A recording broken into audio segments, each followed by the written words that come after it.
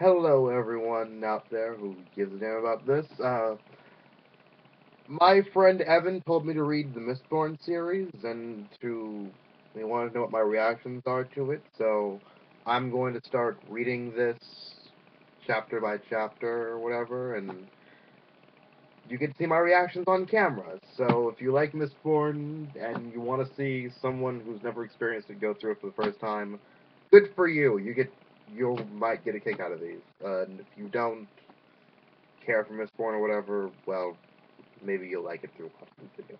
I warn you, I'm a bit of an awkward reader when I'm reading out loud, so now you know that. So without further ado, let's start.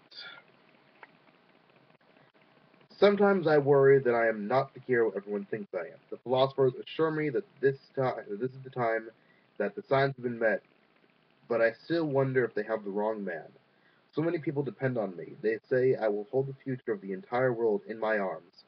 What would they think if they knew that their champion, the hero of ages, their savior, doubted himself? Perhaps they wouldn't be shocked at all. In this, in a way, this is what worries me most. Maybe in their hearts they wonder, just as I do. When they see me, do they see a liar? Prologue. Ash fell from the sky. Is there a volcano close by or whatever? Or by, I don't know. Lord Trusting frowned, glancing up at the ruddy midday sky as the servant scuttled forward, opening a parasol over Trusting and his distinguished guest.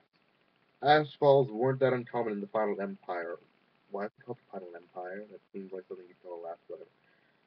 But Trusting had hoped to avoid getting soot stains on his fine new suit coat and red vest, which had just arrived by a canal boat from Luthadel itself. Strange name.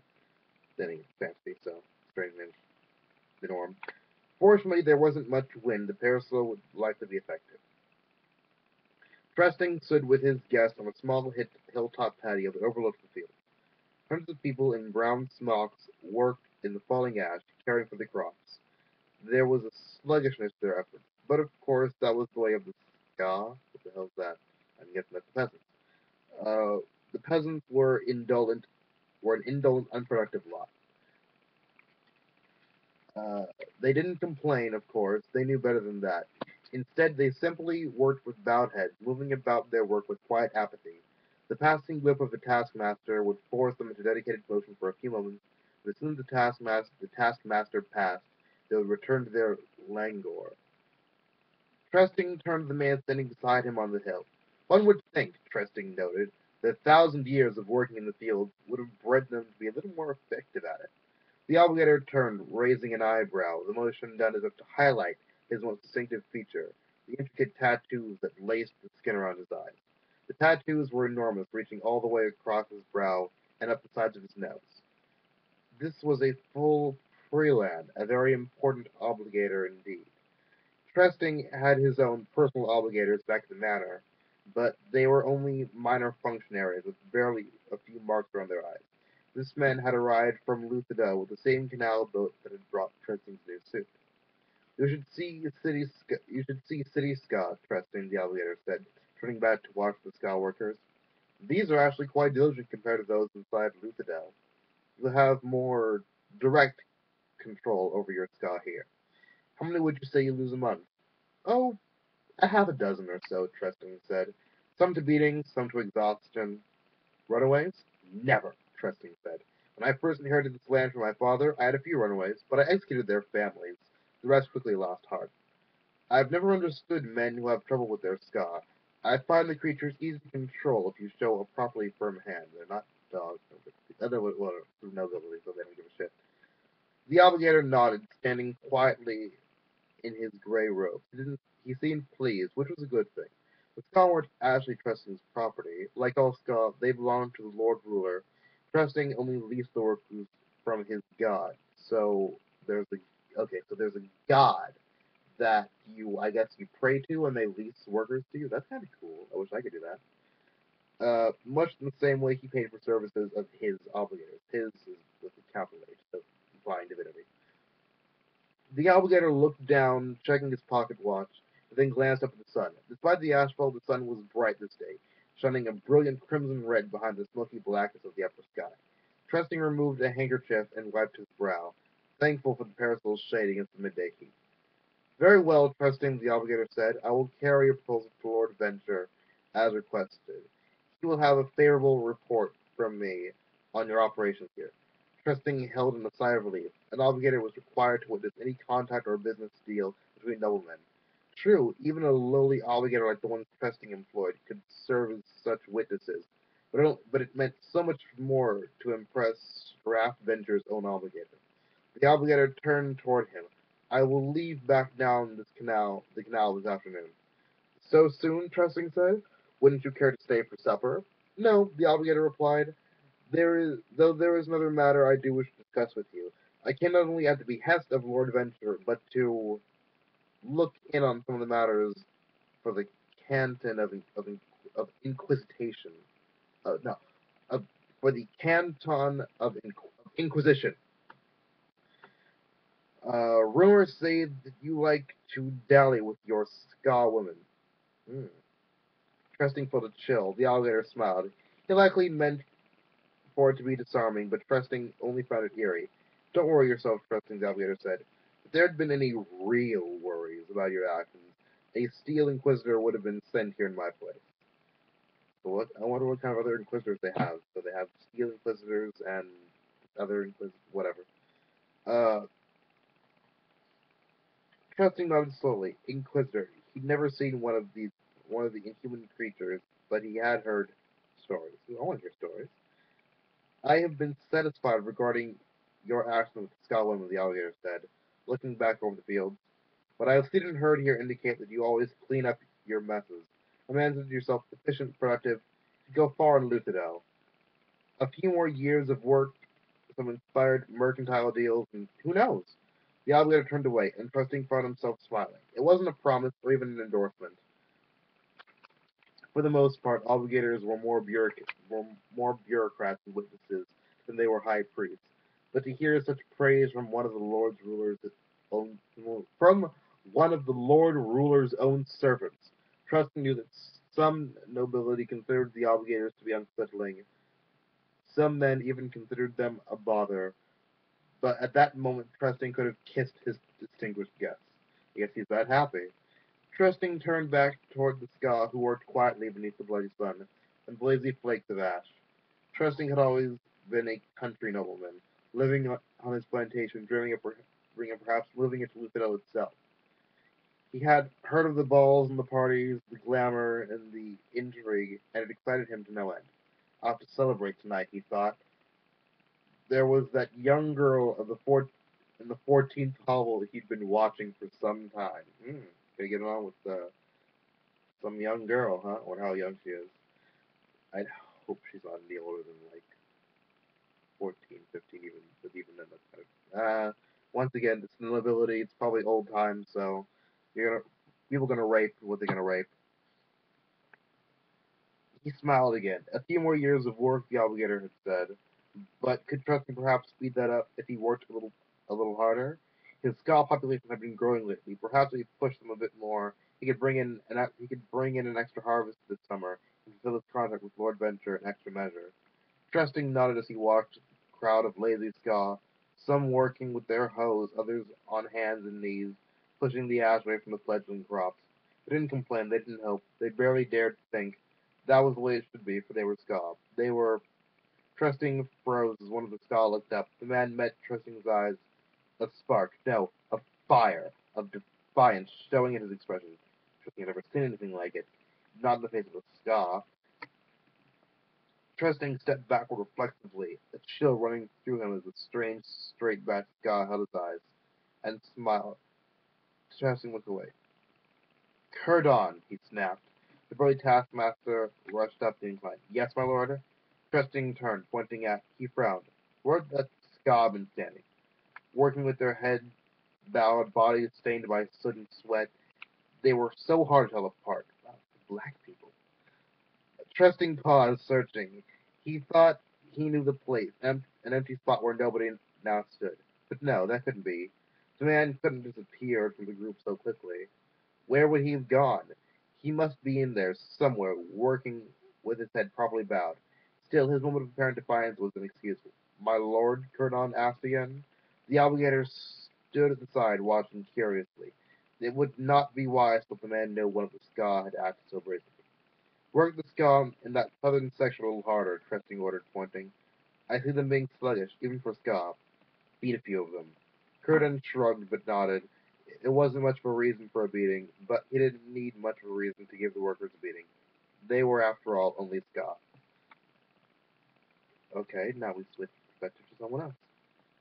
Kelsier had heard stories. He had heard whispers of times when once long ago the sun had not been red, times when the sky hadn't been clogged by smoke and ash, when plants hadn't struggled to grow, and when the Ska hadn't been slaves. Times before the Lord Ruler. Those days, however, were nearly forgotten. Even the legends were growing vague. Kelsier watched the sun, his eyes following the giant red disk as it crept towards the western horizon.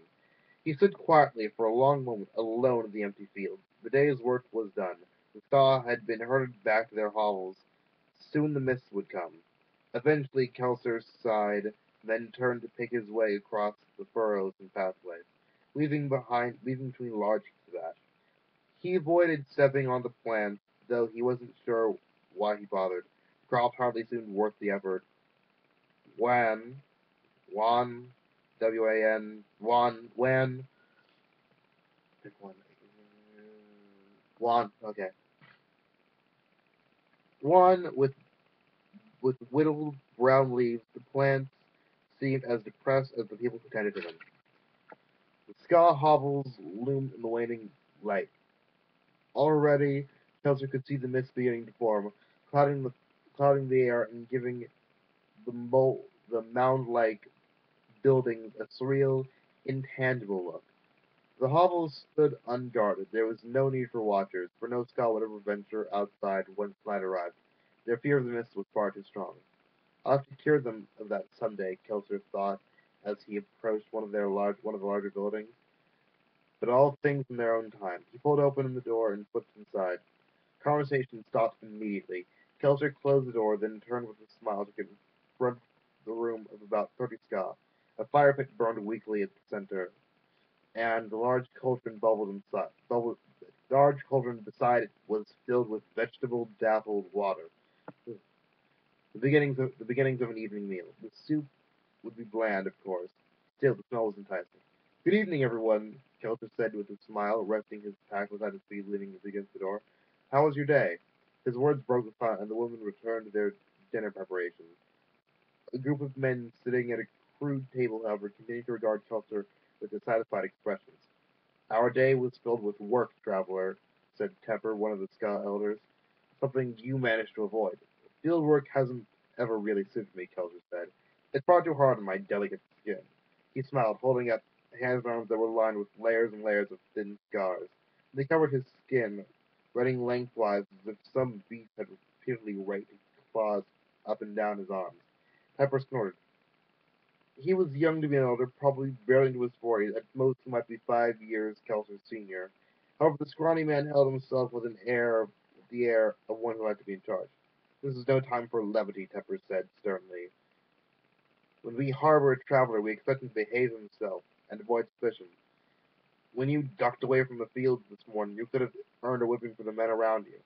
"True," Kelsier said, "but those men could have also been whipped for standing in the wrong place, for pausing too long, for coughing when past master walked by. I once saw a man beaten because his master claimed he had blinked inappropriately." Tepper sat with narrow eyes and a stiff posture, his arm resting on the table. His expression was unyielding. Kelsier sighed, rolling his eyes. "Fine, if you want me to go, I'll be off then." He slung his pack over his shoulder and nonchalantly pulled open the door. The thick mist immediately began to pour through the portal, drifting lazily across Kelsier's body, pooling on the floor and creeping across the dirt like a hesitant animal. Several people gasped in horror, though most of them were too stunned to make a sound. Kelsier stood for a moment, staring out into the dark mist, their shifting currents lit feebly by the cooking pit's coal. "Close the door," Close the door. Tepper's words were a plea, not a command. Kelsier did as requested, pushing the door closed, steam and stemming the flood of white mist. The mist is not what you think. You fear it far too much. Men who venture into the mist lose their souls, the woman whispered. Her words raised a question. Had Kelser walked in the mist? What then happened to his soul? If you only knew, Kelser thought. Well, I guess this means I'm staying. We waited for a boy to bring him a stool. It's a good thing, too. It would have been a shame for me to leave before I spared my news. More than one person perked up at the comment. This was the real reason they tolerated him, the reason even the timid peasants would harbor a man such as Kelser, a Scot who defied the Lord Ruler's will by traveling from plantation to plantation. A renegade he might be, a danger to the entire community, but he brought me news from the outside world. I come from the north. Oh, where all the slaves are free. Never mind. From lands where the Lord Ruler's touch is less noticeable. He spoke in a clear voice, and the people leaned unconsciously towards him as they were. On the next day, Kelso's words would be repeated to several hundred people who lived in their hovels. The Ska might be subservient, but they were incurable gossips. Local lords rule the West, Kelso said. Local lords rule in the West, Kelso said, and they are far from the iron grip of the Lord Ruler and his obligators. Some of the distant noblemen are finding that happy Ska make better workers than Mr. Ska. One man, Lord Renox, Reno, I'm going to assume Ren, I'm going to assume the U and X are silent, so I'm calling him Lord Reno. One man, Lord Reno, has even ordered his taskmasters stop unauthorized beatings. There are whispers that he's considering paying wages for the plantation Ska, like city craftsmen might earn. Nonsense, Tepper said. My apologies, Costa said. I didn't realize that good man Tepper had been to Lord Renault's estates recently. When you dined with him last, did he tell you something that he did not tell me? I like this guy already. Tepper blushed. Ska did not travel, and they certainly did not dine with Lord. You think me a fool, traveler, Tepper said. But I know what you're doing. You're the one they call the survivor. The scars on your arm give you away. You're a troublemaker. You travel the plantations, stirring up discontent. You eat our food, telling your grand stories and your lies. Then you disappear and leave people like me to deal with the false hopes you've given our children. Kelso raised an eyebrow. Now, good man Tepper, he said. Your words are completely unfounded. Why, I have no intention of eating your food. I brought my own. With that, Kelso reached over and tossed his pack onto the earth before Tepper's table. Blue's bag slumped aside, dumping an array of food to the ground. Fine breads, fruits, even a few thick curds, cured sausages bounced free. Summer fruit rolled across the packed earthen floor and bumped lightly against Tepper's foot. The middle-aged gal regarded the fruit with side-eyes. That's Nobleman's food. Kelso snorted. Barely. You know, for a man of renowned prestige and rank, your Lord Trusting has remarkably poor taste. His pantry is an embarrassment to his noble station. Tepper paled even further. That's where you went this afternoon? He whispered. You went to the manor? You stole from the master? Indeed, Kelter said. And might I add that while your lord's taste in food is deplorable, his eye for soldiers is far more impressive. Sticking into his manor during the day was quite a challenge. So he's a thief. Okay. Tepper was still staring at the bag of food. The taskmaster finds us here. Well, I suggest you make it disappear then, Kelton said. I'd be willing to bet that it tastes a fair bit better than watered-down scarlet soup. Oh well. 2 dozen sets of hungry eyes studied the food. If Tepper intended further arguments, he didn't make them quickly enough, for his silent pause was taken as agreement. Within a few minutes, the bag's contents had been inspected and distributed. Ah! Within a few minutes, the bag's contents had been inspected and distributed, and the pot of soup sat bubbling and ignored as the Ska feasted on a meal far more exotic. Delver settled back, leaning against the hovel's wooden wall, and watched the people devour their food. He had spoken correctly. The pantry's offerings had been depressingly mundane. However, this was a people fed who had been fed on nothing but soup and gruel since they were children. To them, breads and fruits were rare delicacies, usually eaten only as aging discards brought down by the house servants. Your storytelling was cut short, young man, Scott noted, hobbling over to sit on the stool beside Kelser.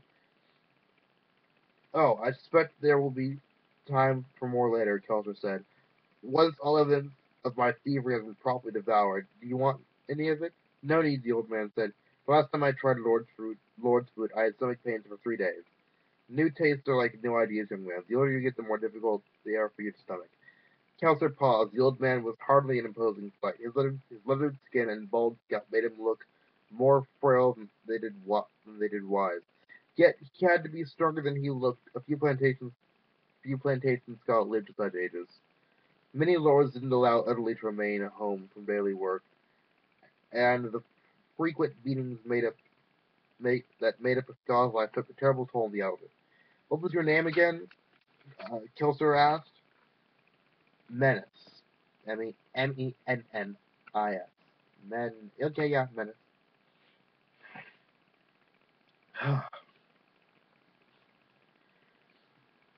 Kilser glanced back at Tepper.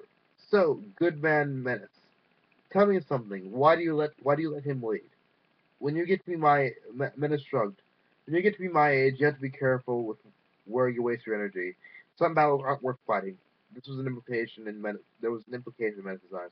He was referring to things greater than his own struggle with Tepper. You're satisfied with this then? Kilser asked, nodding toward the hovel and its half-starved, overworked occupants. You're content with a life of full beatings and endless drudgery? At least life, Menace said. I know that wages, Doc, I know what wages, sorry. I know what wages malcontent and rebellion bring. The eye of the Lord, the eye of the Lord ruler, and the ire of the steel ministry can be far more terrible than a few of them. Men like you preach change, but I wonder, is this a battle we can really fight? You're fighting it already, good man Menace. You're just losing horribly, Kilter shrugged. But what do I know? I'm just a traveling miscreant, here to eat your food and impress your youths. Menace shook his head. You jest, but Tepper might have been right. I fear your visit will bring us grief. Kilter smiled. That's why I didn't contradict him, at least not on the troublemaker point. He paused and smiled more deeply. In fact, I'd say calling me a troublemaker is probably the only accurate thing Tepper has said since I got here. How do you do that? Menace asked, frowning. What? Smile so much. Oh, I'm just a happy person. Menace glanced on at Kel's hand. You know, I've only seen scars like those on one other person, and he was dead. His body returned to the Lord, testing as proof that his punishment had been carried out. Menace looked up at Kelser. He'd been caught speaking of rebellion. Trusting sent him to the pits of Halfsin, Halfsin, where he was worked until he died. The lad lasted less than a month. Kelser glanced down at his hands and forearms. They still burned sometimes, though he was certain the pain was only in his mind. He looked up at Menace and smiled. You ask why I smiled, good man Menace? Well, the Lord Ruler thinks he's claimed laughter and joy for himself. I'm disinclined to let him do so. This is one battle that doesn't take very much effort to fight. Menace stared at Kelser, and for a moment Kelser thought the old man might smile in return. However, Menace eventually just shook his head. I don't know. I just don't. The scream cut him off. It came from outside, perhaps to the north. Perhaps to the north, through the mist of distorted, through the mist, through the mist of distorted sounds. Sorry. The people in the hovel fell silent, listening to the faint, high-pitched yells. Despite the distance and the mist, Kelter could hear the pain contained in those screams. Kelter burned a tin. It was simple for him now, after years of practice. The tin, set with other allomantic metals within his stomach, within his stomach, swallowed earlier, waiting for him to drop. He eats metal? That can't be very good. Waiting for him to draw upon them. He reached inside with his mind and touched the tin, tapping powers he still barely understood. The tin flared to life within him, burning his stomach like the sensation of a hot drink swallowed too quickly. Allomantic power surged through his body, enhancing his senses. The room around him became crisp, the dull fire picked flaring to near blinding brightness. He could feel the grain in the wood of the stool beneath him. He could still taste the remnants of the loaf of bread he'd snapped on earlier. Most importantly, he could hear the screams with supernatural ears. Oh, so he's like some metal wizard, I don't know, thing. Uh, let's see, two separate people were yelling. One was an older woman, the other a younger woman, perhaps a child. The younger screams were getting farther and farther away. Poor Jess, nearby woman said, her voice booming in Kelso's enhanced ears. That child of hers was a cure. It's better for Skull not to have pretty daughters. Temper it. Lord Testing was sure to send it for the girl sooner or later. Oh, so that's the girl he wanted to fuck. We all knew it. Jess knew it. Still a shame, though, another man said. Almost done. The scream continued in the distance. Burning tin. Kelso was able to judge the direction accurately. Her voice was moving towards the Lord's banner. The sound set something off within him, and he felt his face flush with anger. Kelso turned. Did Lord Trusting ever return the girls after he finished with them? Old Menace shook his head. Lord Trusting is a law-abiding nobleman. He has the girls killed after a few weeks. He doesn't want to catch the eye of Inquisitors. So let me get this straight. This guy gets his, slave girls, fucks them, and then after a couple of weeks, he kills them? I guess it's a good way to make sure you know that, no one finds out you're doing this shit, but really. That just seems a bit harsh, you know? That's pretty fucked up. Then again, medieval setting, nobility, they're meant to be douches anyway. So, let's continue, shall we? Uh, that was the Lord Ruler's command. He couldn't afford to have half-breed children running around. Children who possess power. Okay. Children who possess power that Skyward weren't even supposed to know existed. The screams waned, but Kelso's anger only built. The yells reminded him of other screams. Women's screams from the past. He stood abruptly, his stool topping to the ground behind him. Careful, lad, I said apprehensively. Remember what I said about wasting energy. You'll never raise that rebellion of yours to get yourself killed tonight. Kelso glanced toward the old man. Then, through the screams and pain, he forced himself to smile. I'm not here to lead a rebellion among you, good man. I keep thinking it's goddamn, but it's good man. I just want to stir up a little trouble. What good could that do? Kelso's smile deepened. New days are coming, so a little longer and you just might see great happiness in the final empire. I bid you all thanks for your hospitality. With that, he pulled open the door and strode out into the mist. Menace lay awake in the early hours of the morning. It seemed that the older he became, the more difficult it was for him to sleep. This was particularly true when he was troubled about something, such as traveler's failure to return to the hovel. Menace hoped that Kelso had come to a sense and decided to move on. However, that prospect seemed unlikely. Menace had seen the fire in Kelso's eyes. It seemed such a shame that a man who survived the pit would instead find death here, on a random plantation trying to protect a girl everyone else had given up for dead. How would Lord Trusting react? He was said to be particularly harsh with anyone who interrupted his nighttime enjoyment. If Filter had managed to disturb the master's pleasures, Trusting might easily decide to punish the rest of the Ska by association. Eventually, the other Ska began to awake. Menace lay on the hard earth, bones aching, back complaining, muscles exhausted, trying to decide if it was worth rising. Each day he nearly gave up. Each day it was a little harder. Each day he would just stay in the hovel waiting until the taskmasters came to kill those who were too sick or too elderly to work. But not today. He could see too much fear in the eyes of the Ska. They knew that Kelso's nighttime activities would bring trouble. They needed Menace. They looked to him. He needed to get up. And so he did. Once he started moving, the pains of age decreased slightly, and he was able to shuffle out of the hovel towards the field, leaning on a younger man for support. It was then that he caught a scent of the air. What's that? He asked. Do you smell smoke? Shum. S-H-U-M. Shum. Yeah, okay. Shum, the lad upon whom Menace leaned, paused.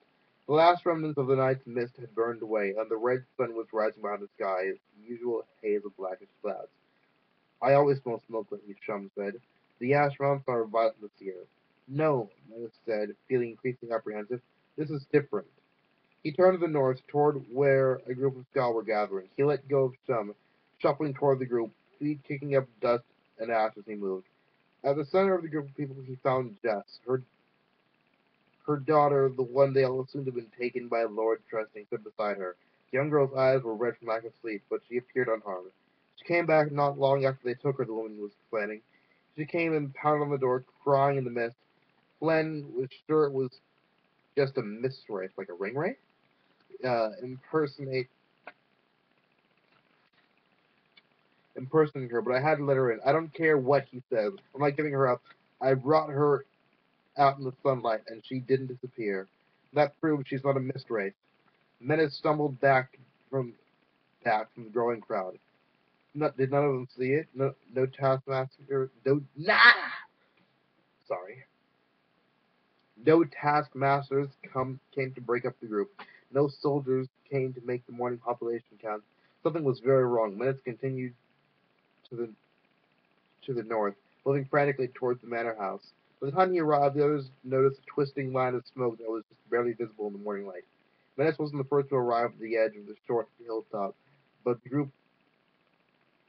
group made way for him when he did. The manor house was gone. Only a blackened... Oh shit, he burned like that.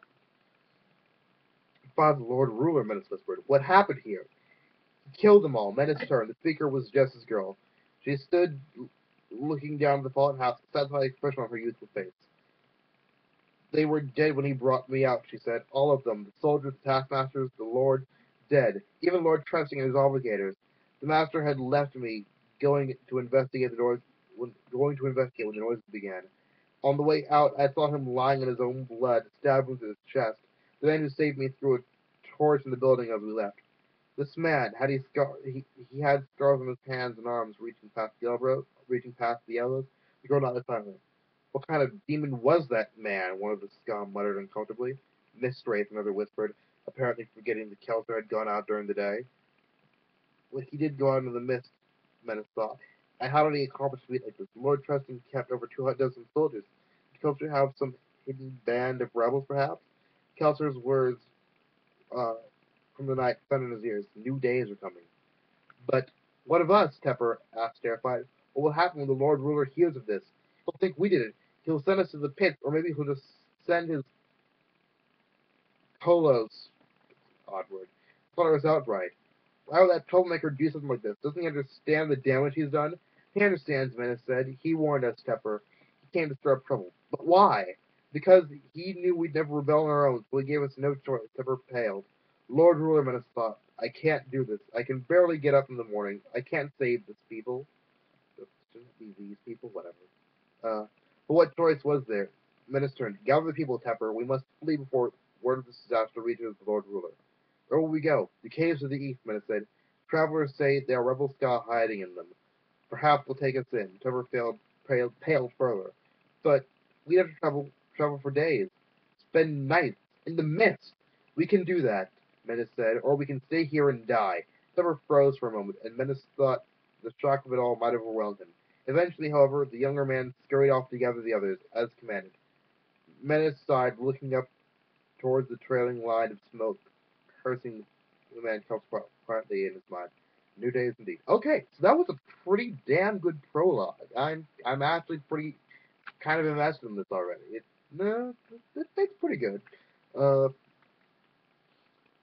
Maybe later on today, most likely tomorrow though, I will get Part 1, The Survivor of Halfson, and Chapter 1 up and uploaded. But I'm not done uploading for the day, because later on I will be uploading, well, you'll see. So, I'll see you all later on today. So, enjoy. Let me know what you think of in the comment section below. Let me know if you're interested in it and everything. I'm gonna keep reading it, you guys, even if you don't want me to, but, just, so that I have some support and some incentive to keep reading. It would help if, you guys, how the hell is it controlling metal though? Or whatever the fuck you're doing. Anyways, I'll see y'all later. Bye.